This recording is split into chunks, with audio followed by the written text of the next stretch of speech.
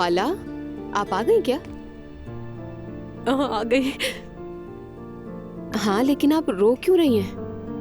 मुझे खुद भी नहीं पता मैं क्या कर रही हूँ दुआ। अब वो है क्या वहाँ?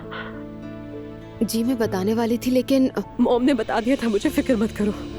तुम जानती हो उन्हें मुझे तकलीफ देने का शौक है।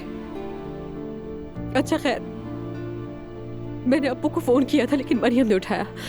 बातें सुनाने लगी थी मुझे, मैंने काट दी कॉल। आपने अच्छा किया, छोड़ दें अभी।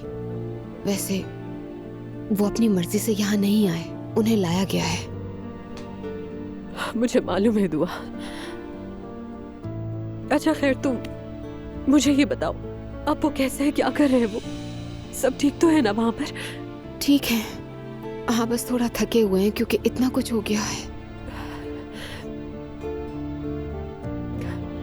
दुआ, क्या तुम किसी तरह हमारी बात करवा सकती हो?